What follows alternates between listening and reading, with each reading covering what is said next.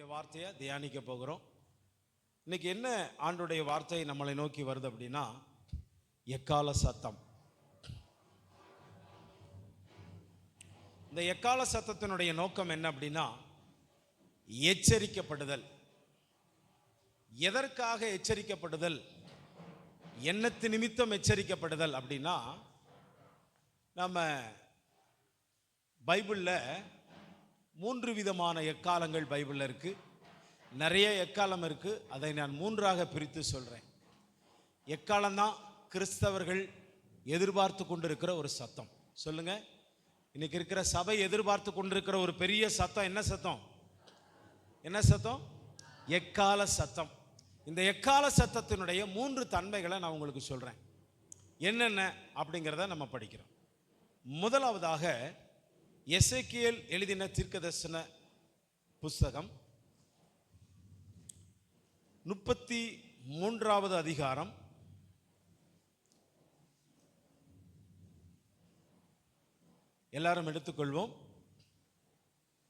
1 முதல் 7 வசனங்கள் வரைக்கும் நம்ம வாசிக்க போகிறோம்.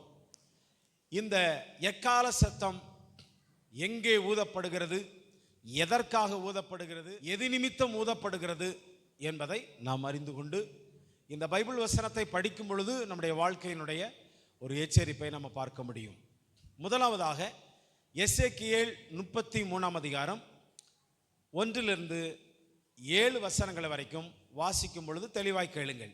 கர்த்தருடைய வார்த்தை எனக்கு உண்டாகி, அவர், மனுபுத்திரனே, நீ உன் ஜனத்தின் புத்திரரோடே பேசி அவர்களோட சொல்ல வேண்டியதாவது, நான் தேசத்தின் மேல் பட்டயத்தை வரப்பண்ணுகையில் தேசத்தின் ஜனம் தங்கள் எல்லைகளில் உள்ள ஒருவனை அழைத்து அவனை தங்களுக்கு காவல்காரனாக வைத்த பின்பு, இவன் தேசத்தின் மேல் பட்டயம் வருவதைக் கண்டு எக்காலம் ஊதி ஜனத்தை எச்சரிக்கும் போது, எக்காலத்தின் சத்தத்தை கேட்கிறவன் அதை கேட்டும் எச்சரிக்கையாயிராமல் பட்டயம் வந்து அவனை வாரிக்கொள்ளுகிறது உண்டானால் அவனுடைய இரத்த பலி அவன் தலையின் மேல் சுமரும். அவன் எக்காலத்தின் சத்தத்தை கேட்டும் எச்சரிக்கையாய் இருக்கவில்லை, அவனுடைய இரத்த பலி அவன் பேரில் சுமரும். எச்சரிக்கையாய் இருக்கிறவனோ தன் ஜீவனை தப்புவித்துக் கொள்ளுவான். காவல்காரன் பட்டயம் வருவதைக் கண்டும் அவன் எக்காலம் ஊதாமலும் ஜனங்கள் எச்சரிக்கப்படாமலும் பட்டயம் வந்து அவர்களில் யாதொருவனை வாரிக்கொள்கிறது உண்டானால் அவன் தன் அக்கிரமத்திலே வாரிக்கொள்ளப்பட்டான். ஆனாலும் அவன் இரத்த பலியை காவல்காரன் கையில் கேட்பேன். மனுபுத்திரனே, நான் உன்னை இஸ்ரவேல் வம்சத்தாருக்கு காவல்காரனாக வைத்தேன். ஆகையால் நீ என் வாயிலே வார்த்தையை கேட்டு என் நாமத்தினாலே அவர்களை எச்சரிப்பாயாக. ரைட், எல்லாரும் கவனிங்க. நான் சொல்லும் பொழுது இந்த வசனத்தை புரிந்து கொள்ள முடியும் உங்களால். இப்போ ஒரு தேசம் இருக்கிறது. ஒரு தேசம் இருக்கிறது என்றால் அந்த தேசத்தை சுற்றிலும், ஒரு ஊரை சுற்றிலும் என்ன இருக்கு அப்படின்னா, சுற்றி மதில் சுவர்கள் கட்டியிருப்பார்கள். அந்த மதில் சுவரை கட்டியிருப்பது எதற்கு அப்படின்னா, அந்த மதில் சுவரின் மேலே அங்கே என்ன செய்வாங்கன்னா, அந்த மதில் சுவரின் மேலே 4 திசைகளிலும் காவற்காரன் இருப்பான். யார் இருப்பா? சரி, அதாவது எதற்காக அப்படின்னா, அந்த காவற்காரன் இருக்கிறான் அப்படின்னா, இந்த ஊருக்கு விரோதமாக யாராவது ஒருத்தன் படையெடுத்து, எதிராளிகள் படையெடுத்து வரும்பொழுது இந்த ஊரை எச்சரிக்கிறதுக்கு, கவனிங்க, அந்த ஊரின் மதில் சுவரின் மேலே ஒருத்தரை காவற்காரனாக வச்சிருப்பாங்க. அவன் என்ன செய்வான் அப்படின்னா, கவனிங்க, பார்த்துக்கிட்டே இருப்பான். இந்த ஊரை பாதுகாக்கிறதுக்கான ஒரு வாட்ச்மேன். அப்போ மேலே இருந்து என்ன செய்வான் அப்படின்னா, எங்கேயோ இருந்து ஒரு கூட்டம் இருந்து ஒரு எதிரியான படை வந்து இந்த ஊரை, இந்த மக்களை அழிக்காதபடிக்கு அவன் என்ன செய்வான் அப்படின்னா, முதலாவது அந்த எதிரி வர்றான் அப்படின்னா முதலாவது ஒரு எக்காலத்தை ஊதுவான். ஊதும் பொழுது இந்த ஜனங்கள், இந்த மதில் சுவருக்குள்ளே இருக்கிறதான அந்த ஊரில் இருக்கிற ஜனங்கள் எல்லாம் என்ன செய்வாங்க, அலர்ட் ஆகி ரெடியாக இருந்துக்குருவாங்க. அவன் வான் பண்ணும் பொழுதே, அந்த எக்கால சத்தம் வான் பண்ணி ஊதும் பொழுதே என்ன கேட்கும்னா, எப்பா ரெடியாக இருந்துக்கோங்க, எதிரி என்ன செய்யறான், புறப்பட்டு வருகிறான், நீங்கள் ரொம்ப கவனமாக இருந்துக்கோங்க, எல்லாம் தயார் நிலையில் இருங்க. ஒருத்தர் யுத்தம் பண்ணுறவன் யுத்தம் பண்ணிக்கோ, அடுத்து குடும்பத்தை காப்பாத்துறவன், பிள்ளைகளை காப்பாத்துறவன், பொருளை எடுக்கிறவன்லாம் ரெடியா இருந்துக்கோ, யுத்தம் பண்றவன்லாம் ரெடியா இருந்துக்கோ அப்படின்னு சொல்லி ஒரு பாதுகாப்புக்காக அந்த எக்காலம் ஊதப்படும். கவனிக்கணும். இந்த எக்கால சத்தத்தை ஊதுகிறவர் யார் அப்படின்னா, நல்லா கவனிங்க, அந்த ஊருக்கு பாதுகாப்புக்காக காவலாளியாக மேலே அவனை வாட்ச்மேன், அவன் இரவு பகலாக அவன் என்ன செய்வான், தூங்காமல் மேலே காவல் காக்கிறான். அப்போ என்னன்னா அவனுடைய வேலை என்னன்னா, எதிரி வந்து நம்ம ஊர் ஜனங்களை அழிச்சு கொண்டு போகாதபடிக்கு அவனுடைய வேலை என்னன்னா, அவன் ட்ரம்பட்டை ஊதுவான். ஊதும் போது வான் பண்ணுவான், நீங்க எல்லாரும் எப்படி இருங்க, எச்சரிக்கையா இருங்க. எத்தனை பேருக்கு புரிஞ்சிச்சு? ரைட். இப்ப கவனிங்க, இப்போ எக்காலத்தை ஊதும் போது இவங்க கரெக்டா இருந்துட்டாங்கன்னா, இவங்க கரெக்டா கேட்டு ஆயத்தமா இருந்துட்டாங்கன்னா, தன்னை தப்புவிப்பதற்கு கேட்டால் இவங்கள் ரெடியா ஆயிட்டாங்க அப்படின்னா தப்புவிக்கப்படுவாங்க. அப்ப தப்புவிச்சுட்டா, எக்காலத்தை உண்மையா கேட்டாங்க, இவங்க தப்புவிச்சுட்டாங்க. நல்லா கவனிக்கணும். அப்போ யார் மேல குற்றம் சுமராதுன்னா, எக்காலத்தை ஊதுனவன் மேல குற்றம் சுமராது. அவன் ஊதினது தான். அவன் எச்சரிக்கையா இருக்கும்படி ஊதுகிறான். ஆபத்து வருது அப்படின்னு சொல்லி அவன் ஊதுகிறான். ஜனங்க அலர்ட் ஆயிட்டாங்க. கவனிங்க, அந்த எக்காலத்தினுடைய நோக்கம் என்ன? வான் பண்றது. என்ன வான் பண்றான்? நீ என்ன செய், எதிரிட்ட இருந்து உன்னை என்ன செய்யோ, காப்பாத்திக்கோ. ரைட். இப்போ இந்த எக்கால சத்தத்தை கேட்டு நிறைய பேர் ஆயத்தம் இல்லாம இருந்து அந்த எதிரிகளிடத்திலிருந்து இவர்கள் என்ன செஞ்சிட்டாங்கன்னா, கொள்ளையடிக்கப்பட்டாங்கன்னா, இந்த இரத்த பலி யார் மேல விழும்னா, அந்த எக்கால சத்தத்தை ஊதுனவன் செம்மையா ஊதிட்டான், இவன் ஆயத்தமா இல்ல, அந்த இரத்த பலி அவன் தலை மேலேயே சுமரும். ரைட். இப்ப எக்கால சத்தத்தை ஊதியாச்சு. கவனிங்க, எதிரி வர்றான். அங்க இருந்து படை கிளப்பி எதிரிகள் வந்து கொண்டு இருக்கிறாங்க. இந்த ஊர்ல இருக்கிற ஜனங்களுக்கு அந்த எதிரி வந்து நம்ம ஜனங்களை அழிச்சிருவாங்கன்னு சொல்லிட்டு இவன் வேலையை இவன் சரியா செய்யல. யார் வேலைய? எக்காலத்தை எடுத்து ஊதாம இவன் தூங்கிட்டான்னு வச்சுக்கோங்களேன். அப்படியே பார்த்து இருந்தும் இவன் தூங்கல, அவன் வந்து தூங்கிட்டா, அசால்ட்டா இருந்துட்டான், ஊதல, ஜனங்களை எச்சரிக்கல அப்படின்னா, அந்த எக்காலத்தை அந்த எதிரிகள் வந்து இந்த ஜனங்களை அழிச்சு கொண்டு போயிட்டாங்க அப்படின்னா, இவன் இந்த ஜனங்களுக்கு என்ன செய்யல, எச்சரிக்கலன்னு அர்த்தம். அப்ப இந்த இரத்த பலி யார் மேல விடும்? அந்த எக்கால காவற்காரன் மேல. நல்லா கவனிங்க, சபையில ரெண்டு நிலை.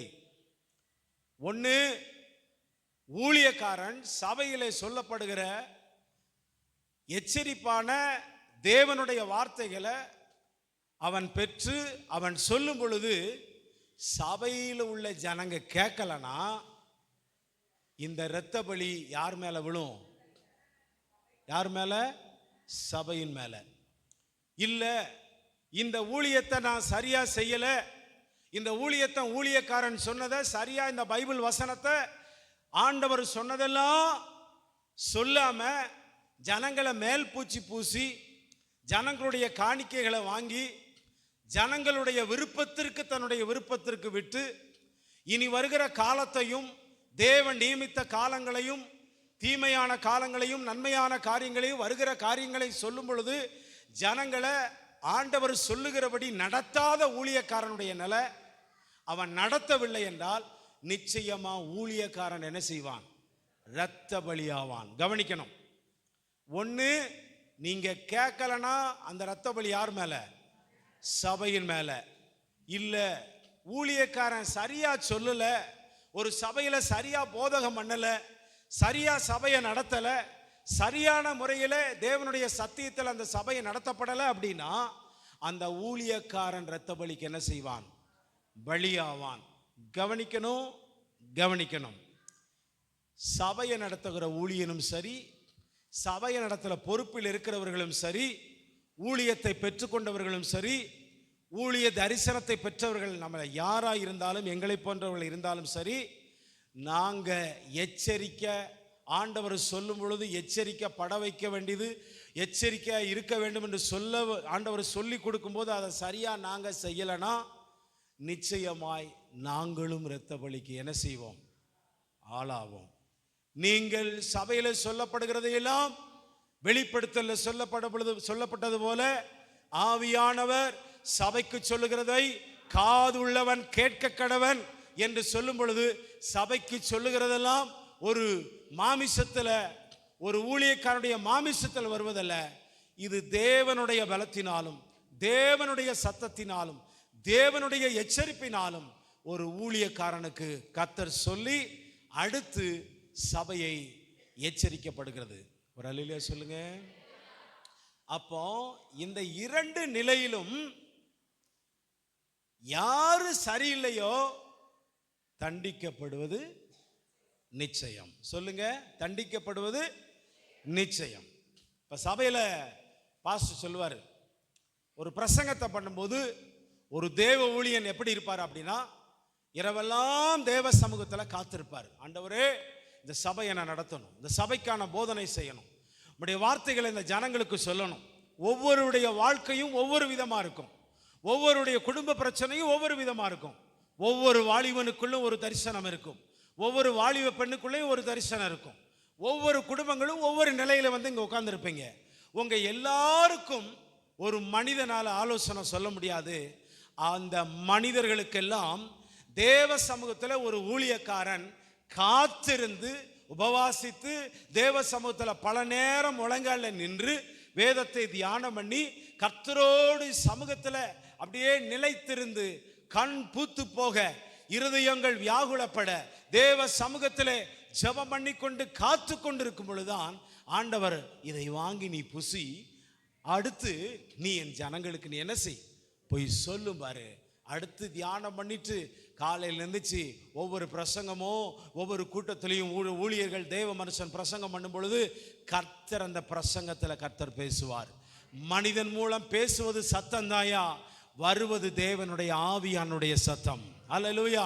வருவது தேவனுடைய வார்த்தை, வருவது மனுஷனுடைய சத்தமா இருக்கலாம். அந்த சத்தத்துக்குள்ள தேவனுடைய வார்த்தை பிரதிபலிக்கும். அந்த சத்தத்துக்குள்ள தேவனுடைய சத்தம் ஒவ்வொரு மனிதனை எச்சரிக்கும். அந்த சத்தத்துக்குள்ள தேவனுடைய வார்த்தைகள் புறப்பட்டு வரும். அல்லேலூயா சொல்லுங்க பாப்போம். சரி, அப்ப ஆண்டவர் சொல்றாரு, இந்த எசேக்கியேலுக்கு ஆண்டவர் சொன்னது, இஸ்ரவேல் ஜனங்களை ஆண்டவர் சொல்றாரு, எச்சரிக்கிறாரு. எப்பா, ஊருக்குள்ள இருக்கிற நீங்கள், சபை நடுவில் இருக்கிற நீங்கள், இந்த தேசத்தில் இருக்கிற நீங்கள், காவற்காரன் என்ன செய்கிறான் சொல்லுகிறத நீ என்ன செய், கவனமா கேளு. சொல்லுங்க, காவற்காரன் சொல்லுகிறத கவனமா கேளு. இந்த காவற்காரனுடைய நிலை என்ன? ஒரு ஊழியக்காரன். அல்லேலூயா சொல்லுங்க. தேவனுடைய மனுஷன். அவன் தேவனுடைய செயல்பாடுகளை, தேவனுடைய செயலை, தேவனுடைய திட்டங்களை, தேவனுடைய நோக்கங்களை சொல்லிக் கொடுக்கிறவன். அல்லேலூயா சொல்லுங்க பாப்போம். ஆகையினால கவனிங்க, இந்த காவற்காரன் சொல்லுகிறதை கவனமாய் கேட்டு எச்சரிக்கப்படாதவனுக்கு வாழ்க்கையிலே அவன் சின்னவண்ணமாக்கப்படுகிறான். எச்சரிப்பை அடைந்து விட்டால் அவன் தன்னை காப்பாற்றிக் கொள்ளுகிறான். அல்லேலூயா சொல்லுவோம். சரி, இப்போ இப்படி சொல்லும்போது ஆண்டவர் சொல்றாரு, இந்த சாப்டரை நம்ம பார்க்கும்போது காவற்காரன் சரியில்லைனா, ஊழியக்காரன் சரியில்லைனா கர்த்தர் என்ன செய்வாரு? பார்த்துக்கிறாரு. அப்போ சபையானது என்ன செய்யணும்? ஊழியக்காரனை நல்லா கவனிங்க. நீ குறை சொன்னாலும் சரி, நீ உண்மையை அவனுக்கு சொன்னாலும் சரி, இல்லை ஊழியக்காரனுக்கு நீ எச்சரிப்பு கொடுத்தாலும் சரி, நல்லா கவனிங்க, தண்டனை கொடுப்பது நிச்சயம். அல்லேலூயா சொல்லுங்க. சபையை நீ என்னதான் ஒரு ஊழியக்காரன் தட்டி தடுக்கி பூசி மொழிகி ஒரு சபை விசுவாசிய உட்கார வச்சு அப்படியே அதாவது பூசி மொழிகி உட்கார வச்சாலும் சரி, தேவனுக்கு முன்னாடி கண்துடைப்பெல்லாம் சும்மா. அல்லேலூயா சொல்லுங்க. சபை என்பது சத்தியம் நிறைந்ததா இருக்கணும். சபை என்பது தேவனுடைய வார்த்தை நிறைந்ததா இருக்கணும். சபை என்பது தேவனுடைய வசனத்தினால் கட்டப்பட்டதா இருக்கணும்.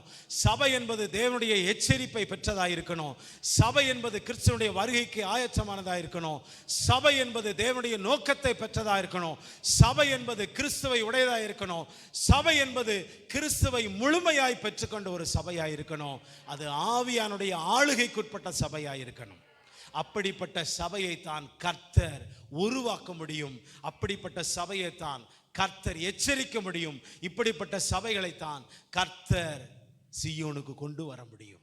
எக்கால சத்தத்துக்கு கண்டிப்பா செவி கொடுக்காதவன் நிச்சயமாய் அவன் கைவிடப்படுவான். சபையில நியாய தீர்ப்பு ஆரம்பிச்சிருச்சு. சபையில நியாய தீர்ப்பு ஆரம்பிச்சிருச்சு. முதலாவது நியாய தீர்ப்பு எங்க பைபிள்ல இருக்கு? சபைக்கு தான். கவனிங்க, முதலாவது எச்சரிப்பு யாருக்கு? உலகத்துக்கு இல்ல. யாருக்கு தான்? சபைக்கு தான். முதலாவது ஒரு பெரிய அறைகூவல் எதுக்கு தான்? சபைக்கு தான். முதலாவது வார்னிங் எதுக்கு தான்? சபைக்கு தான். சபையில உள்ளவர்கள் காதுகள் கேட்கிற சத்தம் தேவனுடைய வார்த்தையை பெற்றுக்கொண்டு தான் சபையில இருந்து போகணும். அல்லேலூயா சொல்லுங்க. சரி, இப்போ நம்ம கவனிக்கிறோம். முதலாவது செக்ஷன் படித்தோம். இந்த பகுதியை இன்னொரு இடத்துல வாசிக்கிறோம். சீயோனிலே எக்காலம் ஊதுங்கள். யோவேல் தீர்க்கதரிசன புஸ்தகம் 2ஆம் அதிகாரம் 1வது வசனம். சீக்கிரமா படிங்க. சீயோனிலே எக்காலம் ஊதுங்கள். அதாவது யோவேல், ஜோயல் சாப்டர் 2, யோவேல் 2ஆம் அதிகாரம் 1வது வசனம் படிங்க.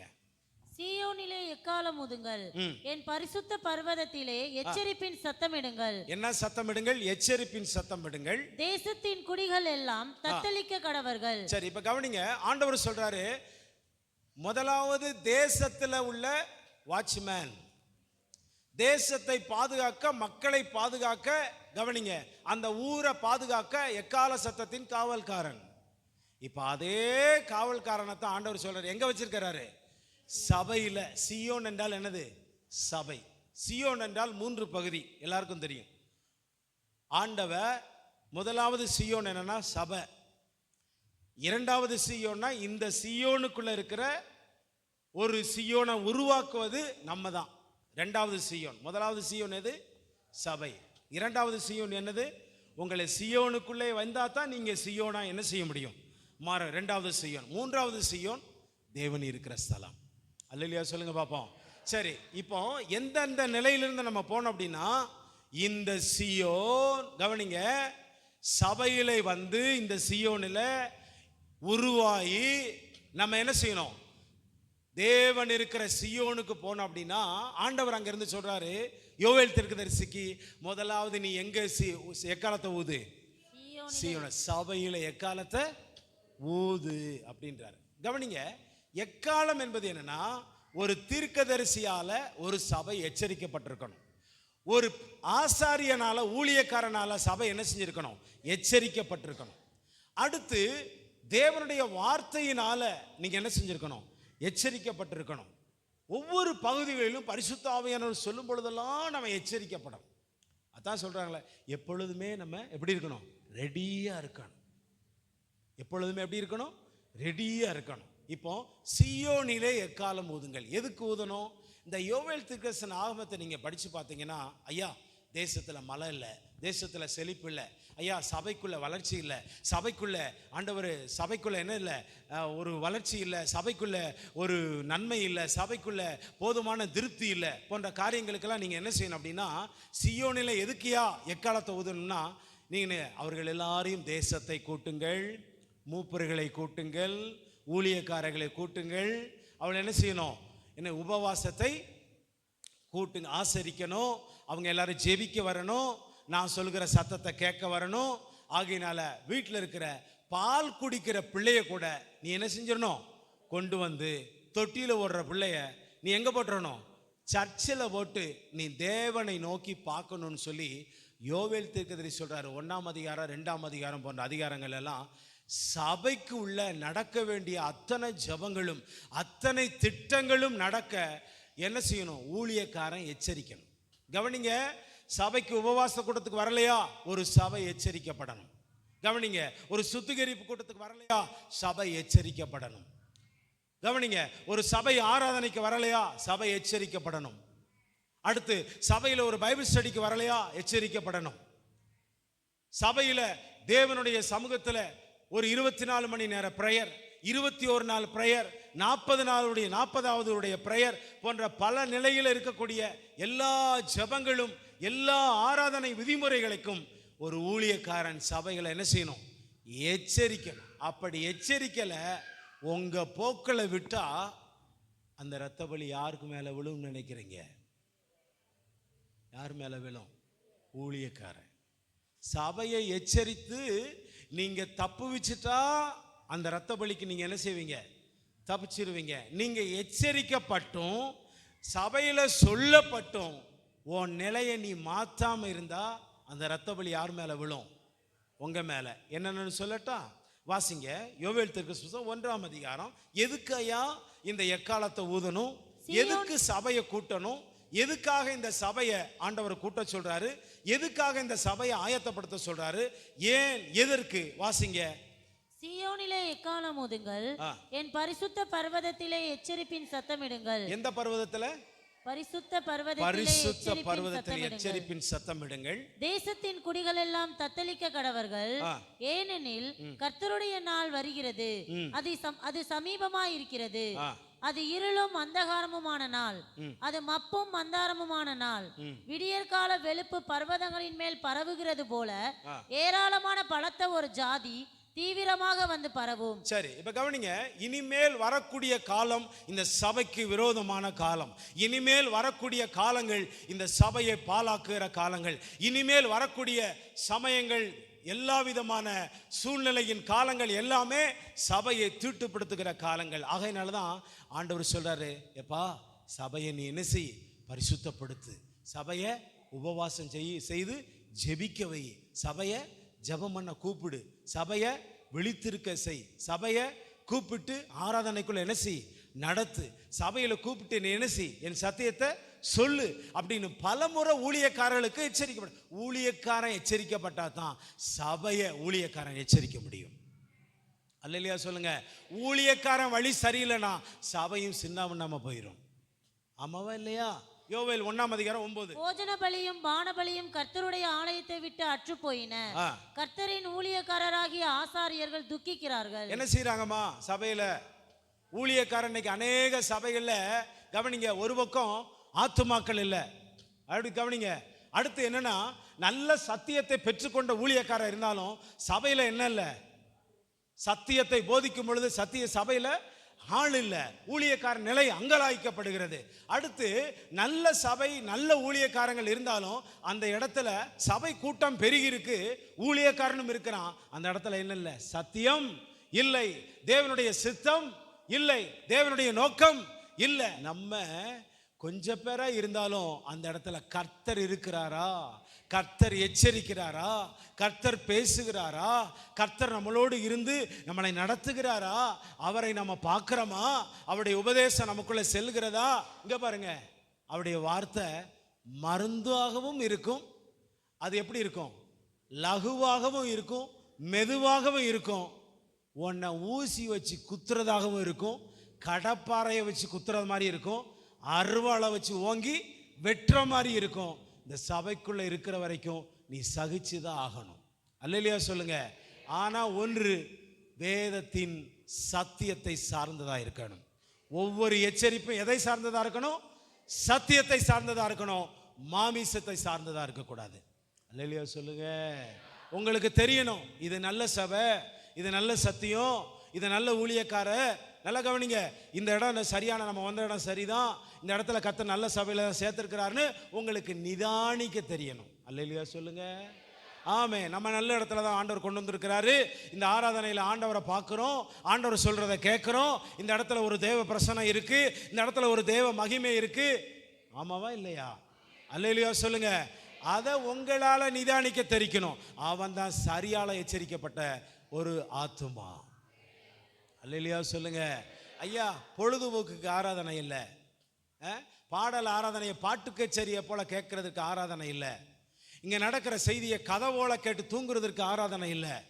இந்த இடத்துல வந்து நோக்கம் இல்லாமல் வருவது அது சபைக்கு அது ஒரு பலனையும் கொண்டு வராது. இந்த இடத்துல வந்து நீ வந்து கொண்டிருக்கிற நோக்கத்தை தேவ சித்தமா மாற்றி உன் வாழ்க்கையை சிங்காரமாக்குவது தான் தேவ சித்தம். அல்லேலூயா சொல்லுங்க பாப்போம். ஆமென். வாழ்க்கையை மாற்றி அமைச்சிடணும், வாழ்க்கையை மாற்றி வாழணும். எப்படி? உலகத்தை விட்டு தேவனுக்காக தன்னுடைய வாழ்க்கையை மாற்றிக்கிறணும். அல்லேலூயா சொல்லுங்க. சீயோனிலே எக்காலம் ஊதுகிறதுனா சீயோனின் சத்தம் சபையில கேட்கணும். என்னென்ன சபம்? இங்க என்ன இல்லை? போஜன பலி இல்லை, கர்த்தருடைய ஆலயத்தை விட்டு என்ன செஞ்சிருச்சு?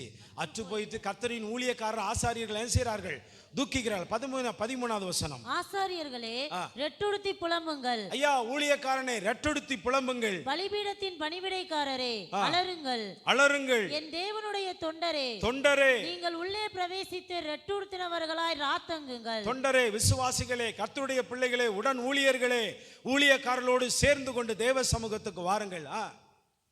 வாசிங்க. தேவனுடைய ஆலயத்தில் போஜன பலியும் உங்கள் தேவனுடைய ஆலயத்தில் போஜன பலியும் பான பலியும் செலுத்தப்படாமல் நிறுத்தப்பட்டது. அநேக சபைகளிலே ஆராதனை இருக்கு, அங்க அபிஷேகம் இல்ல.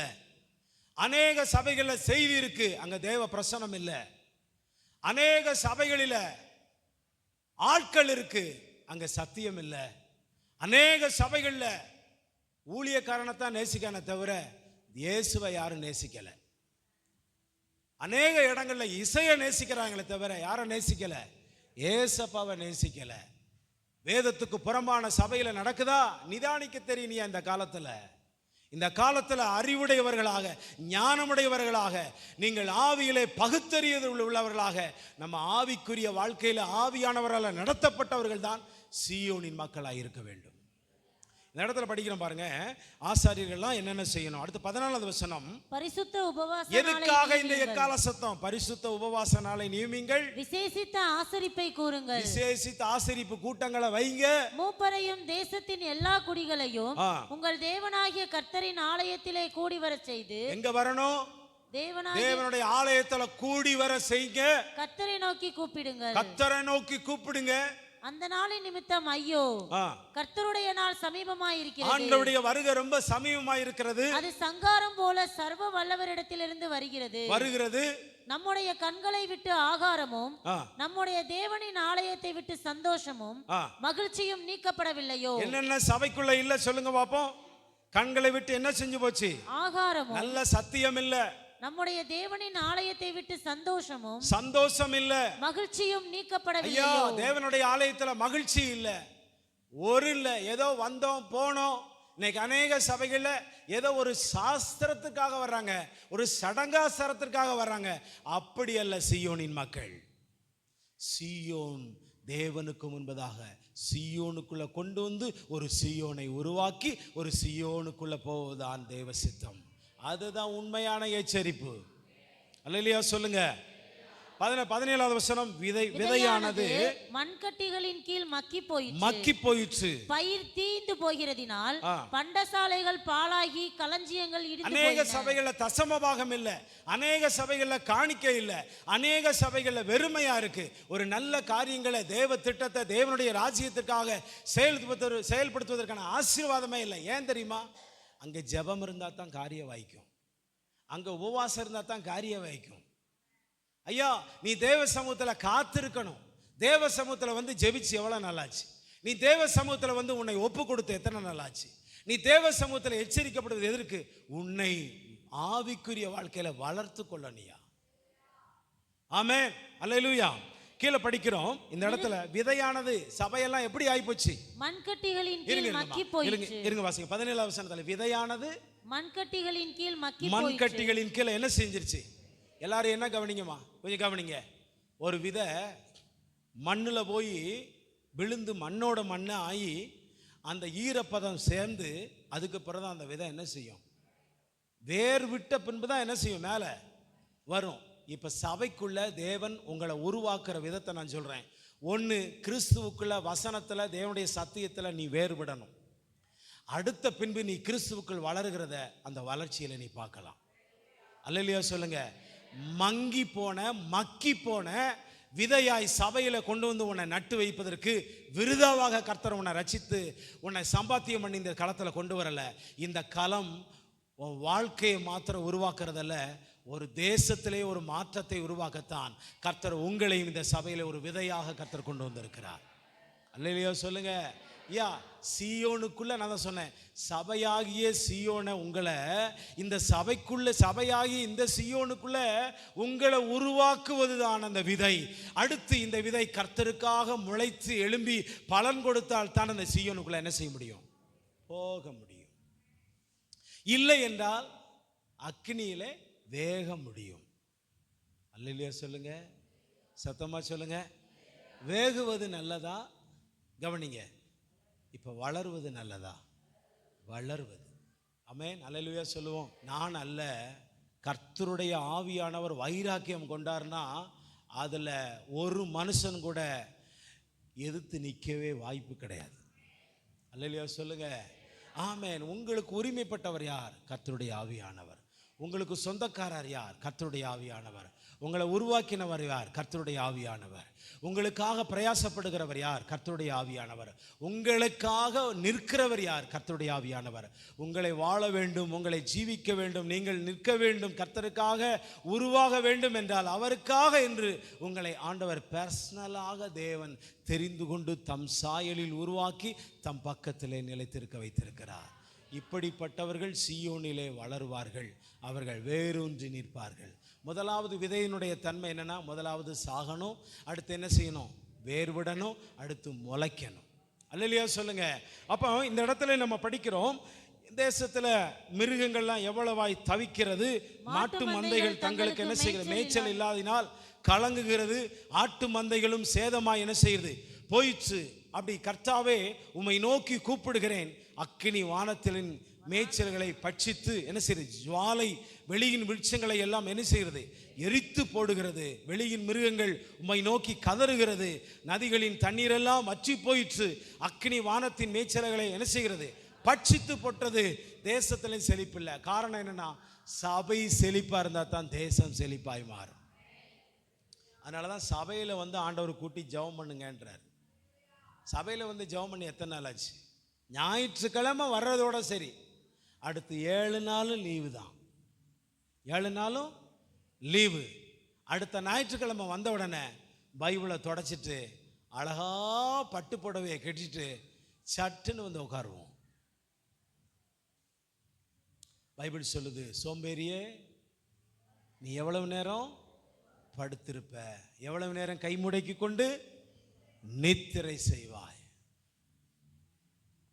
நீ அடுத்து போட்டதெல்லாம் என்னதான்?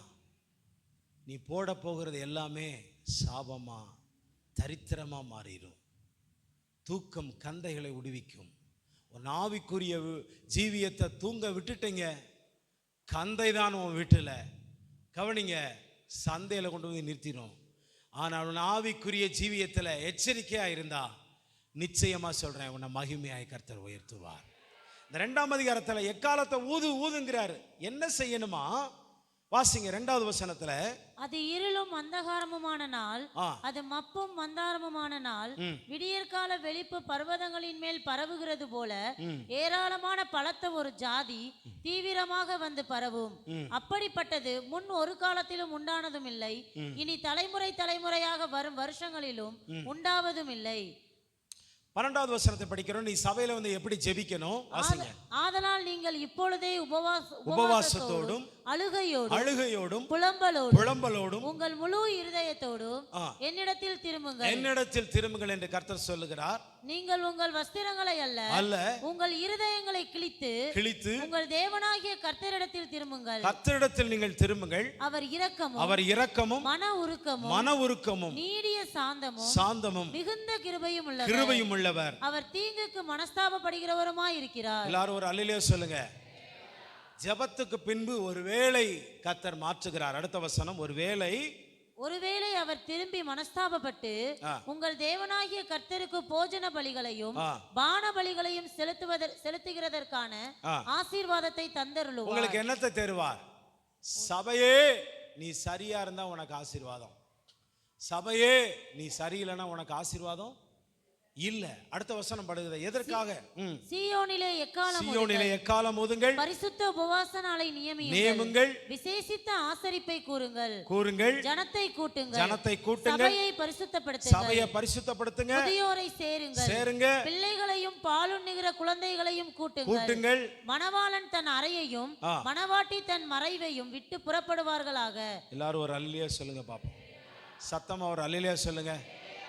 ஊழியக்காரன் உங்களை ஜபத்தில் நடத்தி, ஊழியக்காரன் சத்தியத்தை சபையில் சொல்லி உங்களை உருமாற்றி, உங்களை உருவாக்கி, உங்களை சத்தியத்தினாலே வசனத்தினாலே எச்சரித்து, உங்களை ஒவ்வொரு விஷயத்திலையும் நீங்கள் வர வேண்டிய இடத்துக்கு வந்தால் தான் அவர்கள் செய்ய வேண்டிய வேலையை அவர்கள் செய்வார்கள். அல்லேலூயா சொல்லுங்க. நீ வராம இருந்து வீட்டில இருந்தே என்ன செய்வேன்? இப்ப வீட்டில இருந்தே ஆராதனை செய்கிற கூட்டம் புறப்பட்டுருச்சு. கையிலேயே உலகம், வீட்டிலேயே ஆராதனை, உள்ளேயே செல்லுக்குள்ளேயே வந்துட்டார் ஊழியக்காரரு. செல்லுக்குள்ளேயே ஐயா சபை எதுக்கு ஆண்டவர் வச்சிருக்கிறாரு? சபையில் எதுக்கு ஊழியக்காரனை கர்த்தர் வச்சிருக்கிறாரு? சபை எதுக்கு ஆண்டவர் கட்டி கொடுத்தாரு? சபை எதுக்கு வாங்கி கொடுத்தாரு? சபையில் எதுக்கு ஆண்டவர் உங்களை வந்து ரத்தம் சிந்தி மீட்டு இருக்கிறாரு? உங்க மேல உள்ள அடையாளம் என்ன தெரியுமா? சிலுவையிலே இயேசு சிந்தின அந்த ரத்தத்தின் அடையாளம், சிலுவையிலே உங்களுக்காக கொடுத்த அந்த ஜீவனின் அடையாளம், சிலுவையிலே உங்களுடைய மீட்பு. உங்க பாவத்தை எல்லாம் கர்த்தர் பரிகரித்து உங்களுடைய அக்கிரமத்தை எல்லாம் அவர் எண்ணாமல் போய் எல்லாவற்றையும் நீக்கி நீ கழுவப்பட்ட ஒரு சுத்த ஜலத்தில் கழுவப்பட்ட ஒரு பிள்ளையாக தேவன் இந்த இடத்துல கொண்டு வந்திருக்கிறார்னா மாதிரியை காண்பிக்க சபையில படியுங்கள். ஒரு விசுவாசி உங்களுக்கு அடுத்து வர்றாங்க அப்படின்னா நீங்க தான் முன்மாதிரியா இருக்கணும். பைபிள் சொல்லுது, கேட்டாலும் சரி கேளாவிட்டாலும் சரி, கலக வீட்டுக்காரன் கலகம் பண்றவன் தேவ சத்தியத்தை ஏற்றுக்கொள்ள மாட்டான். கலகம் பண்றவன், கர்த்தருக்கு விரோதமானவன், ஒரு நாளும் கீழ்ப்படியாதவன் கர்த்தருடைய சத்தத்தை என்ன செய்வான்? புறக்கணிப்பான். அவன் கேட்டாலும் சரி கேளாமல் போனாலும் சரி, அவர்கள் கலக விட்டார். நான் வருகிற நாளில் அவளுக்கு கொடுக்கப்படுற தண்டையில நான் பார்த்துக்கிறேன், நீ விட்டுரு. கவனிங்க, ஊழியக்காரன் செய்ய வேண்டிய வேலையை செஞ்சா சபையில் உள்ள வேலைகளை கரெக்டாக அவங்க செய்வாங்க. ஒருவேளை ஊழியக்காரன் எச்சரித்தும் சபையில் நீ சரியா இல்லை அப்படின்னா கர்த்தர் உனக்கு சீக்கிரம் பதில் செய்வார். ஊழியக்காரன் சரியில்லைன்னா கர்த்தர் சீக்கிரமா அந்த ஊழியக்காரனுக்கும் பதில் செய்வார். ஒரு அல்லேலூயா சொல்றவங்க மட்டும் இதுதான் சத்தியமுள்ள சபைகளுக்கான அடையாளம். அல்லேலூயா சொல்லுங்க. அவங்கள சின்ன சின்ன விஷயத்தில் அவங்க தவறி இருப்பாங்க. ஊழியக்காரன் 1 லட்சத்தை பார்த்து எச்சரிக்கலைன்னா கவனிங்க, ஊழியக்காரன் சோழி அவுட்டு. அவன் எச்சரித்து அந்த விசுவாசியை உருவாக்கிட்டானா நிச்சயமா அந்த ஆத்மாவுக்கு உத்தரவாதி. இவனுக்கும் பலன் அவனுக்கும் பலன். அல்லேலூயா சொல்லுங்க. ஐயா, 2 வேஷம் போடுகிற சபையில குந்தி குந்தி நடக்கிற சபையை கர்த்தர் நேசிக்கல. சத்தியத்தில் நிமிர்ந்து நடக்கிற சபையில தான் சபையை தான் கர்த்தர் நேசிக்கிறார். ஹல்லேலூயா. 2 வேஷம் போடுகிறவர்களை கர்த்தர் நேசிக்கல. கர்த்தர் வேஷத்தை நல்ல கவனிங்க. தாவீதும் சரி சவுலும் சரி அநேக நேரங்களில் வேஷம் மாறினார்கள். நீங்களும் நானும் வேஷம் மாறினவர்களாக அல்ல, ஒரே வேஷம்தான். அது பரிசுத்த வேஷம், அது கர்த்தருக்கான வேஷம், அது சத்தியத்தில் நிலைத்திருக்கிற சத்தியத்தில் உறுதியான வேஷம், அது கர்த்தருக்கான வேஷம். ஆமென். சபை எச்சரிக்கப்படுவது எதுக்குன்னா, நீ தேவ சமூகத்துல வஸ்திரத்தை கிழிக்க வரல, நீ உன் ஆத்துமாவை இருதயத்தை கிழித்து தேவ சமூகத்துல ஜெபிக்கவா. கர்த்தர் ஒருவேளை இந்த ஜெபத்தை கேட்டு உன் வாழ்க்கையை மாற்றி சபையை மாற்றி தேசத்தவே மாற்ற வல்லவராயிருக்கிறார். அவர் மன உருக்கமுடைய தேவன். அல்லேலூயா. அதனாலதான் எக்கால சத்தத்தை சொல்லும் போது நீ ஜெபம் பண்ணு ஜெபம் பண்ணு ஜெபம் பண்ணு, கர்த்தருடைய வேதத்தை படி படி, தியானம் பண்ணு தியானம் பண்ணு. எப்ப பார்த்தாலும் கர்த்தரை நேசி, கர்த்தரோடு இரு, கர்த்தரோட வாழ, கர்த்தருடைய சமூகத்தில் விடாய்த்த ஆத்மாவை ஊற்றி நீ ஜெபம் பண்ணி தேவ சமூகத்தில் நீ காத்திருந்து எப்போதும் அவரை நோக்கி தரிசிக்கிற பொழுதுதான் கர்த்தர் உன்னோடு இடைவிட முடியும். உன் வாழ்க்கையில் அவர் நடக்க முடியும், உன் வாழ்க்கையில் அவர் ஜீவிக்க முடியும், அவருக்காக நீ எழுந்து பிரகாசிக்க முடியும். இல்லைனா நாட்டை விட்டு தான். அல்லேலூயா. சரி, அடுத்த நிலையில படிக்கிறோம். அவர் அதுக்கடுத்து என்ன செய்யறாரு ஆண்டவர்? 18வது வசனத்தை படிங்கம்மா. அப்பொழுது கர்த்தர் தமது தேசத்துக்காக வைராக்கியம் கொண்டு தமது ஜனத்தை கடாட்சிப்பார், விடுவிப்பார். கர்த்தர் மறுமொழி கொடுத்து தமது ஜனத்தை நோக்கி, இதோ நான் உங்களை இனி புறஜாதிகளுக்குள்ளே நிந்தையாக வைக்காமல் உங்களுக்கு தானியத்தையும் திராட்சைரசத்தையும் எண்ணெயையும் கொடுத்தேன், நீங்கள் அதனால் திருப்தியாவீர்கள். எல்லாரும் சொல்லுங்க, கரங்களை உயர்த்தி சொல்லுங்க. ஆண்டவரே, நான் எச்சரிக்கப்படும் போது சபையில் நான் சரியா எச்சரிக்கப்பட்டோம்னா என் வாழ்க்கையை திருப்தி கொடுத்துக்கிறவர் கர்த்தர். நான் எச்சரிக்கப்படும் போது மனம் திரும்பினோம்னா என் வாழ்க்கை திருப்தியாகும். ஆண்டவரே, என் வாழ்க்கை செழிப்பாகும். என்னை ஆண்டவர் சுகமாக்குவார். கர்த்தர் என்னை சுகம் தருகிறவர் மாத்திரமல்ல, என்னை வளர வைப்பார். இங்க வாசிக்கிறோம், கர்த்தர் எனக்கு பதில் கொடுத்து ஆண்டவர் என்ன செய்வாரா? இனி புறஜாதிகளுக்குள்ளே நீங்கள் நிந்தையாக வைக்காமல் உங்களை தானியத்தையும் திராட்சைரசத்தையும் எண்ணெயையும் கொடுத்து நீங்கள் அதனால் திருப்தியாவீர்கள். அல்லேலூயா சொல்லுங்க. நீங்க பயப்பட மாட்டீங்க. கர்த்தர் உங்களோடு இருக்கிற வந்த நிதானம் வேணும். ஆமென், அல்லேலூயா. ஞானமுடையவர்களாய் வேணும், அறிவு உடையவர்களாய் வேணும். ஐயா, சபையில் நான் அடிக்கோட நான் சொல்வது என்னன்னா, ஒரு பிரசங்கத்தை நிதானிக்க தெரியணும், ஒரு பிரசங்கத்தை உணர தெரியணும், ஒரு தேவனுடைய வார்த்தையை அதை என்ன செய்யணும், அதை எப்படிப்பட்டது என்று சொல்லி அதை சிந்திக்க தெரியணும். சபையில் நம்ம சபையில் உட்காந்துக்கிட்டு நேர போக்குக்காக கர்த்தர் நம்மளை கொண்டு வரல. இந்த இடத்துல ஒவ்வொரு வார்த்தைகளும் அதை என்னை ஆசீர்வதிக்கிறதா, என்னை உருவாக்குகிறதா, என்னை சரிபடுத்துகிறதா என்பதை நிதானித்து இந்த சத்தியத்தை வாங்க வேண்டும். எக்கால சத்தம் என்பது தேவனுடைய சத்தத்தை எதுக்காக அந்த ஊழியக்காரனுடைய வாயில் இந்த எக்கால சத்தத்தை நான் அன்னைக்கு இருக்கிற ஊழியத்தில் எக்கால சத்தம் பூரிகளை ஊதுவாங்க. இன்னைக்கு இருக்கிற எக்கால சத்தம் என்னன்னா தேவனுடைய வார்த்தைகள்.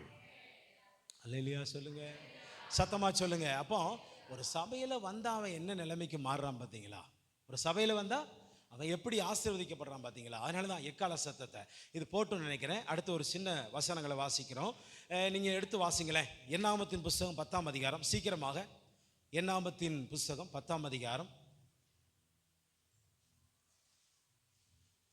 என்னாகமத்தின் புஸ்தகம் 10ஆம் அதிகாரம் 1 வாசிங்க. கர்த்தர் மோசேயை நோக்கி, சபையை கூடி வரவழைப்பதற்கும் பாளையங்களை பிரயாணப்படுத்துகிறதற்கும் உபயோகமாக 2 வெள்ளி பூரிகைகளை செய்து கொள்வாயாக. அவைகள் ஒரே வெள்ளி தகட்டால் செய்யப்பட வேண்டும். அவைகளை ஊதும் போது சபையார் எல்லாரும் ஆசரிப்பு கூடார வாசலில் உன்னிடத்தில் கூடி வர வேண்டும். ஒன்றை மாத்திரம் ஊதினால் இஸ்ரவேலில் 1000 அவர்களுக்கு தலைவராகிய பிரபுக்கள் உன்னிடத்தில் கூறி வர கடவர்கள். நீங்கள் அவைகளை பெருந்தோணியாய் முழங்கும் போது கிழக்கே இறங்கி இருக்கிற பாளையங்கள் பிரயாணப்பட கடவது. அவைகளை நீங்கள் 2ஆம் தரம் பெருந்தோணியாய் முழங்கும் போது தெற்கே இறங்கி இருக்கிற பாளையங்கள் பிரயாணப்பட கடவது. அவைகளை பிரயாணப்படுத்துவதற்கு பெருந்தோணியாய் முழங்க வேண்டும். சபையை கூட்டுகிறதற்கு நீங்கள் ஊத வேண்டியதே அன்றி பெருந்தோணியாய் முழங்க வேண்டாம். கவனிங்க, இந்த 10வது அதிகாரத்தில் கவனிங்க, சபையை இஸ்ரவேல் ஜனங்கள் எகிப்து தேசத்திலிருந்து கொண்டு வரும் பொழுது மோசேயிட்ட ஆண்டவர் சொல்றாரு, எப்பா ஆசாரியன் கையில என்ன எக்காலம் இருக்கணும்? வெள்ளியினால செஞ்ச ஒரு எக்கால துணி. கவனிங்க, ஒரு எக்காலம். பழைய ஏற்பாட்டில் பலி செலுத்துகிற ஆட்டு கொம்புல எக்காலம், அந்த ஆட்டு கொம்புல ஊதுகிற எக்காலம் வேற, மாட்டு கொம்புல ஊதுகிற எக்காலம் வேற, வெள்ளியினால செய்து உருவாக்கப்பட்ட எக்காலம் ஊதப்படுகிறது, ஊதுதல் வேற. இதுல பெருந்துணியா ஊதுறது, சத்தம் குறைவா ஊதுறது, கொஞ்சம் மிடில் அந்த பகுதியில் ஊதுறது, எல்லாவற்றுக்கும் எக்காலத்தினுடைய அடையாளம் காணப்பட வேண்டும். அல்லேலூயா சொல்லுங்க பாப்போம். சபை கவனிங்க, ஊதப்படுகிற சபைக்காக ஊதப்படுகிற ஒரு எக்காலம் வெள்ளி பூரிகை. இது என்னன்னா இதற்கு அடையாளம்? தேவனுடைய வார்த்தைக்கு அடையாளம். ஒரு அல்லேலூயா சொல்லுங்க பாப்போம். சபைக்குள்ள சபையை நடத்துவதற்கு எந்த எக்காலம் ஊதணும்? வெள்ளியினால செய்த ஒரு எக்காலத்தை நீ ஊது. இதுல எப்படி ஊதுனா பிரபுக்கள் வரணும், எப்படி ஊதுனா தெற்கே போகணும், எப்படி ஊதுனா வடக்கே போகணும், எப்படி ஊதுனா மேற்கே போகணும், கிழக்கே போகணும், எப்படி ஊதுனா சபை அமரணும், எப்படி ஊதுனா சபை எழுந்திருக்கணும், எப்படி ஊதுனா சபை புறப்படணும்னா ஊதுகிற சத்தத்தை முதலாவது கேட்கணும். அப்ப கேட்டா தான் நமக்கு நிதானம் தெரியும். ஊதுகிற சத்தத்தை கேட்கலனா, அவன் சத்தமா ஊதும் போது என்ன செய்யணுமோ அதை செய்யலனா, நீ மாறுபாடா செஞ்சா, ஒரு மிலிட்ரி இராணுவத்தில் என்ன செய்வானா, ஒரு கம்பை வச்சுக்கிட்டு புளிச்சுன்னு பட்டாக்சில் போடுவான், சடீர்னு போடுவான். போட்ட உடனே ஐயோ அப்பா அப்படின்னு நெளிப்பான். அப்படின்னா என்ன அர்த்தம் அப்படின்னா, உன் பொசிஷனில், நீ உனக்கு நியமிக்கப்பட்ட பொசிஷனில் நீ சரியாக நடக்காம நீ என்ன செய்கிற, தவறா நடக்கிற அப்படின்னு அத்தனை கீப் பண்ணுகிற, அத்தனை ஒபை பண்ணுகிற அத்தனை லீடர்ஸ்களுக்கு மத்திய, சோல்ஜருக்கு மத்தியிலையும் உன் வித்தியாசம் தனித்து காணப்படும். அதை போல சபைக்குள்ள நீ என்னைக்கு மாறுபாடாய் நடந்தாய் என்றால், சபையின் சத்தத்துக்கு நீ உண்மையா நீ நடக்காம மாறுபாடாய் நடந்தாய் என்றால், உன் அடையாளத்தை கர்த்தர் உன் மேல என்ன செய்வார்? போடுவார். யார் மேல 7 பலி? எங்களுக்கு தெரியாது ஐயா. யார் மேல 7 பலி? யார் மேல? லாமேக்கா? ஆமென். பழைய ஏற்பாட்டில் ஒருத்தர் அடையாளம் போட்டாரு ஆண்டவர்.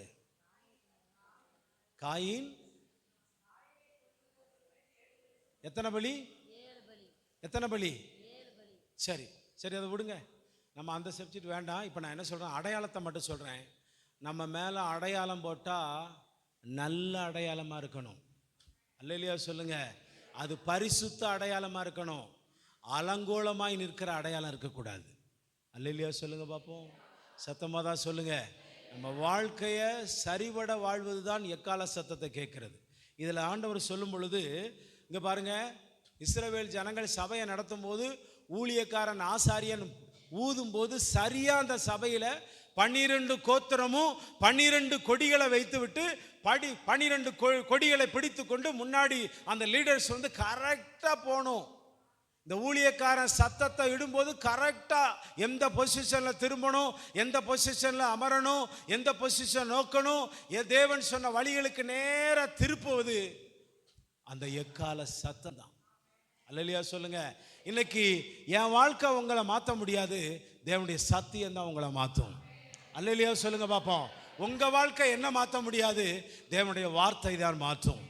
ஆகையினால இந்த இடத்துல நம்ம எதை புரிந்து கொள்கிறோம் அப்படின்னா, எக்கால சத்தம் சரியாக இருக்கிற இடத்துக்கு நம்ம போனால் தான் நம்ம வாழ்க்கை சரியாக மாறும். அல்லேலூயா சொல்லுங்க. அதனால் இந்த இடத்துல நீங்கள் கன்ஃபார்ம் பண்ணுறீங்களா, என்ன பண்ணுறீங்க அப்படின்னா, நம்ம சரியான பொசிஷனான இடத்துல தான் இருக்கிறோம் அப்படின்றவங்க மாத்திரம் ஒரு அல்லேலூயா சொல்லுங்க பார்ப்போம். நம்ம சரியான இடத்துக்கு தான் ஆண்டவர் கொண்டு வந்திருக்கிறாருன்னு சொல்கிறவங்க மட்டும் ஒரு அல்லேலூயா சொல்லுங்க பார்ப்போம்.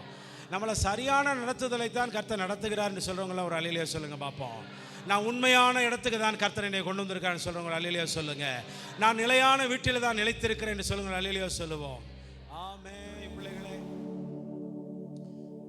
இத்தனை வருஷமா சபைக்கு போனேன், இத்தனை வருஷமா கர்த்தரை ஆராதிச்சேன், இத்தனை வருஷமா நான் கர்த்தருக்கு தசமமாக கொடுத்தேன், இத்தனை வருஷமா காணிக்கைகளை படைத்தேன், இத்தனை வருஷமா ஒரு நாள் கூட தவறாம சபைக்கு போனேன், ஒரு வசனம் கூட பைபிளில் விடாம படித்தேன், இரவு பகலா படித்தேன், நான் அவருடைய சபையில உறுதியா நிலைச்சு நின்னேன், இந்த ஊழியத்தில் உண்மையாக உத்தரவாதம் கொடுத்தேன். வசனத்தின்படி உன் வாழ்க்கை சரியில்லைனா, தேவன் எச்சரிக்கப்படும் பொழுது உன் வாழ்க்கையை சின்னவண்ணம் ஆக்கிட்டு தொலைச்சிட்டு வந்து இங்க உட்கார்ந்துருந்தீங்கன்னா ஒரு பிரயோஜனம் இல்லாம உன் வாழ்க்கை போயிடும். தேவனுடைய எச்சரிப்புக்கு சபை காதுள்ளவன் கேட்க கடவன். ஒரு வார்த்தையை மட்டும் சொல்லிட்டு நான் முடிக்கிறேன். எசேக்கியேல் 2ஆம் அதிகாரம் 7 படிங்க. கலகக்காரராகிய அவர்கள் கேட்டாலும் சரி கேளாவிட்டாலும் சரி, நீ என் வார்த்தைகளை அவர்களுக்கு சொல்லு. மனுபுத்திரனே, நீ அந்த கலக வீட்டாரை போல கலகக்காரனா இராமல் நான் உன்னோட சொல்லுகிறதை கேள். ஊழியக்காரனே, நீ அவங்க கேட்கலனா நீ என்ன செய், அவங்கள போல கலக வீடா நீ மாறிடாம நீ நான் சொன்னதை நீ என்ன செய். ஊழியக்காரன் வேலை என்ன? கர்த்தர் சொன்னதை சொல்லிதான் ஆகணும். அவங்க சபைக்கு வந்தாலும் சரி, சபைக்கு வராம போனாலும் சரி, அப்படித்தானே அர்த்தம். அதனால உங்க மேல மனம் இறங்கினவர், மன உருக்கம் கொண்டவர், மன உருக்கம் உடையவர். அவர் எப்படிப்பட்டவர்? இரக்கமுடையவர், உருக்கமுள்ளவர் தான். நியாய தீர்ப்பு நேரத்தில் அவர் உருக்கமா என்ன செய்ய மாட்டாரு, இருக்கவே மாட்டாரியா. இன்றைய காலங்களில் வரைக்கும் சபை எடுத்துக்கொள்ளப்படுகிற வரைக்கும் தான் அவர் இறக்கம் இருக்கும். அதுக்கடுத்து மேலே போச்சுன்னா அவர் தன்னை மாற்றிக்கொள்வார். அவர் நியாயாதிபதியாய் மாறிடுவார்.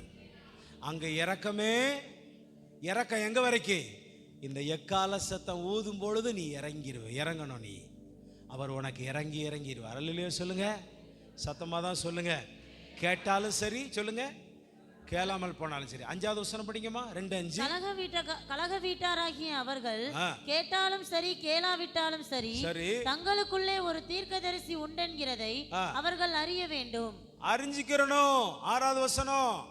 மனுபுத்திரனே, ஆ. நீ அவர்களுக்கு பயப்பட வேண்டாம். எப்பா பிரசங்கம் பண்றது ஜனங்களுக்கு பயந்து பயந்து பிரசங்கம் பண்ணாத. அவர்கள் வார்த்தை எனக்கு பயந்து நீ பிரசங்கம் பண்ணு. நான் சொன்னதை சொல்லு. அவர்கள் வார்த்தைகளுக்கும் நீ அஞ்ச வேண்டாம். அஞ்சாத. நெரிஞ்சில்களுக்குள்ளும் ஆ. முள்ளுகளுக்குள்ளும் ஆ. நீ தங்கி இருந்தாலும், ஆ. நீ தேள்களுக்குள் வாசம் பண்ணினாலும், ஆ. நீ அவர்கள் வார்த்தைகளுக்கு பயப்படாமலும். நல்லா கவனிங்கம்மா. நிறைய சபை எப்படி இருக்கு இங்க? என்ன கவனிங்க, சபை தேளா மாறி போச்சு. எப்படி சொல்லுங்க? சில சபை எப்படியா மாறிடுச்சு? தேளா மாறி போச்சு. அடுத்து நெரிஞ்சில்களுக்குள்ளும். நெரிஞ்சல்லாம் என்ன செய்யுது? பிரசங்கம் பண்ணா குத்துது நம்மள. யார? ஊழியக்காரனை குத்துது. அடுத்து முள்ளுகளுக்குள்ளும் முள்ளு நீ தங்கினாலும், ஆ. நீ தேள்களுக்குள் வாசம் ஐயா, பண்ணினாலும், சபை தேளா மாறி போச்சு. நீ அவர்கள் வார்த்தைகளுக்கு பயப்படாமலும், நீ அவங்களுக்கு பயப்படாத. அவர்கள் முகத்துக்கு கலங்காமலும் இரு. அவங்க முகத்தை பார்த்து கலங்காத. அவர்கள் கலக விட்டார். அவங்க கலக விட்டாருப்பா. இப்போ ஆண்டவர் என்ன சொல்றாருன்னா, எல்லாரும் கொஞ்சம் கவனிங்கம்மா.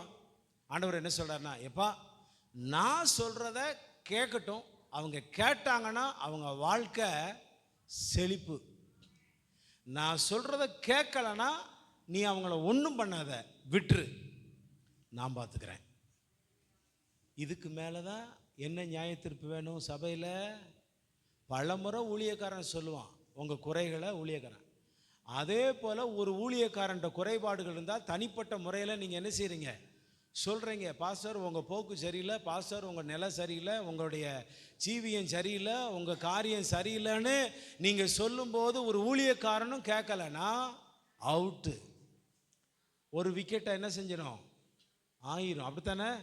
சபையில் ஒரு ஆள் அப்படி இருந்தால் ஒரு விக்கெட்டை என்ன செஞ்சிடும்? ஆயிரும். ப்ளீஸ், இந்த காலம் கடைசி காலம் தேவ எச்சரிக்கப்படுகிற சபையாக இருக்கணும். ஒரு சபையில் விதையா இருக்கணுமா, தேளா இருக்கணுமா, முள்ளா இருக்கணுமா? வாழ்க்கையெல்லாம் நீ சபையில் இருந்து மகிழ்ச்சியா இருக்கணுமா, கர்த்தருக்கு கீழ்ப்படுகிற பிள்ளைகளா இருக்கணுமா? அல்லேலூயா சொல்லுங்க. 3:17 மனுபுத்திரனே, மனுபுத்திரனே, உன்னை இஸ்ரவேல் வம்சத்தாருக்கு காவலாளனாக வைத்தேன். நீ என் வாயினாலே வார்த்தையை கேட்டு என் நாமத்தினாலே அவர்களை எச்சரிப்பாயாக. சாகவே சாவா என்று நான் துன்மார்க்கனுக்கு சொல்லுகையில், நீ துன்மார்க்கனை தன் துன்மார்க்கமான வழியில் இராதபடிக்கு எச்சரிக்கும்படியாகவும். சபை எதுக்குயா? துன்மார்க்கமான ஜீவியத்தை நீதிமானா மாற்றுவதுக்கு தான் எச்சரிப்பு. அல்லேலூயா தான் சொல்லுங்க. சபை எதுக்கியா ஊழியக்காரனை கர்த்தர் வச்சிருக்கிறாரு?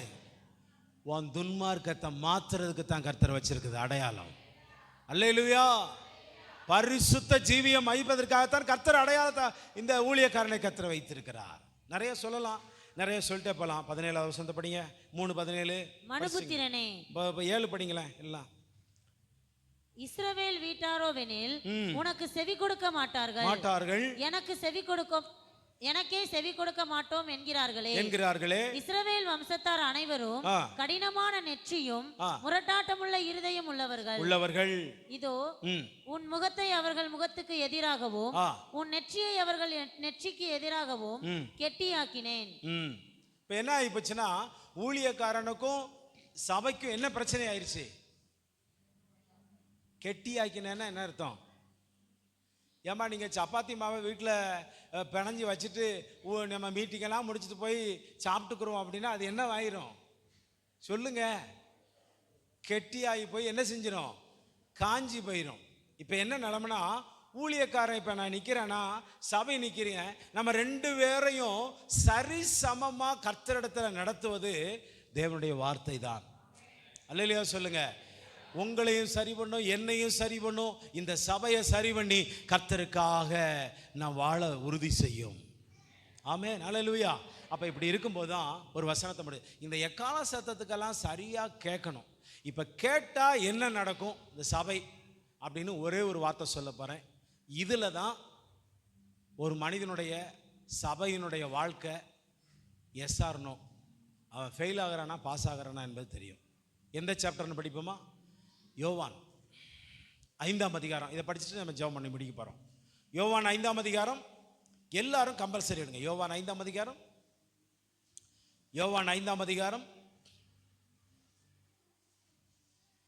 21 29 வரைக்கும் நிறுத்தி நிதானமாக படிக்க போகிறோம். யோவான் 5ஆம் அதிகாரம் 21வது வசனத்திலிருந்து 29வது வசனம் வரைக்கும் நம்ம படிக்க போகிறோம். படிங்க. பிதாவானவர் மரித்தோரை எழுப்பி உயிர்ப்பிக்கிறது போல குமாரனும் தமக்கு சித்தமானவர்களை உயிர்ப்பிக்கிறார். அன்றியும் பிதாவை கனம் பண்ணுகிறது போல எல்லோரும் குமாரனையும் கனம் பண்ணும்படிக்கு பிதாவானவர் தாமே ஒருவருக்கும் நியாய தீர்ப்பு செய்யாமல் நியாய தீர்ப்பு செய்யும் அதிகாரம் முழுவதையும் குமாரனுக்கு ஒப்பு கொடுத்திருக்கிறார். குமாரனை கனம் பண்ணாதவன் அவரை அனுப்பின பிதாவையும் கனம் பண்ணாதவனாய் இருக்கிறான். என் வசனத்தை கேட்டு என்னை அனுப்பினவரை விசுவாசிக்கிறவனுக்கு நித்திய ஜீவன் உண்டு. அவன் ஆக்கினை தீர்ப்புக்குட்படாமல் மரணத்தை விட்டு நீங்கி ஜீவனுக்கு உட்பட்டிருக்கிறான் என்று மெய்யாகவே மெய்யாகவே உங்களுக்கு சொல்லுகிறேன். மரித்தோர் தேவகுமாரனுடைய சத்தத்தை கேட்கும் காலம் வரும், அது இப்பொழுதே வந்திருக்கிறது. அதை கேட்கிறவர்கள் பிழைப்பார்கள் என்று மெய்யாகவே மெய்யாகவே உங்களுக்கு சொல்லுகிறேன். ஏனெனில் பிதாவானவர் தம்மில் தாமே ஜீவனுடையவராய் இருக்கிறது போல குமாரனும் தம்மில் தாமே ஜீவனுடையவராய் இருக்கும்படி அருள் செய்திருக்கிறார். அவர் மனுஷகுமாரனாய் இருக்கிறபடியால் நியாய தீர்ப்பு செய்யும்படிக்கு அதிகாரத்தையும் அவருக்கு கொடுத்திருக்கிறார். இதை குறித்து நீங்கள் ஆச்சரியப்பட வேண்டாம். ஏனெனில் பிரேத குழியில் உள்ள அனைவரும் அவருடைய சத்தத்தை கேட்கும் காலம் வரும். அப்பொழுது நன்மை செய்தவர்கள் ஜீவனை அடையும்படி எழுந்திருக்கிறவர்களாகவும் தீமை செய்தவர்கள் ஆக்கினையை அடையும்படி எழுந்திருக்கிறவர்களாகவும் புறப்படுவார்கள். எல்லாரும் ஒரு அல்லேலூயா சொல்லுங்க. எத்தனை பேருக்கு இப்ப வாசித்த வசனம் புரிஞ்சிச்சு? நல்லா கவனிங்க. காலமெல்லாம் சபையில ஊழியக்காரன் தேவனுடைய நாமத்தினால தேவனுடைய வசனத்தை ஒவ்வொரு நாளும் ஒவ்வொரு கூட்டங்களிலும் ஒரு ஊழியக்காரன் தேவ சமூகத்திலிருந்து அவன் பேசும் பொழுது சபையானது செவி கொடுத்து தேவனுடைய எக்கால சத்தத்திற்கு தேவனுடைய வார்த்தைகளுக்கு செவி சாய்த்து கேட்டுக்கொண்டே இருந்து பலனடைந்து ஒவ்வொரு விஷயத்தையும் துன்மார்க்க கிரியைகளை அகற்றி ஒவ்வொரு சத்தியத்துக்குள்ளும் வளரச் செய்கிற உபதேசத்திலே அவர்கள் வளர்ந்து கொண்டே வரும் பொழுதுதான் கடைசியில் சபையில எவன் சத்தியம் கேட்டு அவன் நிலைத்து நின்று கடைசி வரைக்கும் உறுதியாக இருக்கிறானோ அவனுக்கு கவனிங்க, சபை ஒரு நாள் என்ன செய்யும்? மரிக்க வேண்டிய சூழ்நிலை வரும். அவனை அடக்கம் பண்ணி குழிக்குள்ள வச்சிருப்பாங்க. அப்பதான் கவனிங்க, சபையில சத்தியம் கேட்டவன் எவனோ அவனுக்கு மாத்திரம்தான் பின்பு எக்கால சத்தம் வானத்துல தொனிக்கும். அப்போ குழிக்குள்ள இருக்கிற மரித்து போன மனுஷன் காதுல அந்த சத்தம் விழுந்து அவன் உயிர்த்தெழுதலில் முதல் பங்கடைகிறான். அல்லேலூயா. காரணம் என்ன? சபையிலே உபதேசங்களுக்கு கீழ்ப்படிந்தவனுக்கு, சத்தத்தை ஒழுங்காய் கேட்டவனுக்கு தான் அந்த கடைசி மரணத்துல அவன் காதுகளில் எக்கால சத்தம் கேட்கும். இந்த சபையில சொல்லப்படுகிற எக்கால சத்தத்தை நீ கேட்கலனா, நீ அவாய்ட் பண்ணினா, அநேக சத்தியத்தை புறக்கணிச்சினா, நிச்சயமா கவனிங்க, நீ குழிக்குள்ள வச்சு ஒரு நாள் நீ காத்து கொண்டிருக்கும் பொழுது அந்த எக்கால சத்தம் ஒரு சில பேருக்கு என்ன செய்யாது? கேட்காது. ஒரு சில பேருக்கு கேட்கும், ஒரு சில பேருக்கு கேட்காது. கேட்காதவர்கள் வேற கூட்டம், கேட்டு எழுந்திருக்கிறவர்கள் கர்த்தருடைய கூட்டம். அல்லேலூயா சொல்லுங்க பாப்போம். ஆகையினால இந்த சத்தியம் சபையில் என்னை எச்சரிக்கப்படும் பொழுது நான் சரியா உங்க ஜீவியத்தை அப்பப்போ ஆண்டவர் தூண்டி விடுறாரு, உன் வாழ்க்கையை மாத்துறாரு, உன் வாழ்க்கையை உயிர்ப்பிக்கிறாருன்னா அது ஆண்டவருடைய வார்த்தை. அவர் உன் மேல வச்ச அன்பு, அவர் உன் மேல வச்ச இரக்கம், அவர் உங்க மேல வச்ச அன்பு பாசம் மிகுதியினால தான் சத்தியம் உங்களுக்குள்ளே சென்று ஒரு ஊழியக்காரனை கொண்டு கர்த்தர் என்ன பண்றார்? உங்களை உருவாக்கி, உங்களை நடத்தி, உங்களை என்ன செய்றார்? மகிமையிலே தமக்கு முன்பதாக நிறுத்துவதற்காகத்தான் சபையிலே எக்கால சத்தம் ஒவ்வொரு முறையும் உங்களுக்கு தொனிக்கப்படுகிறது. ஹல்லேலூயா. இப்படி நிலைத்திருந்த சத்தங்களை கேட்டவர்கள் மாத்திரமே அவருடைய வாழ்க்கையின் முடிவிலும் அந்த சத்தம் கேட்கப்படும்.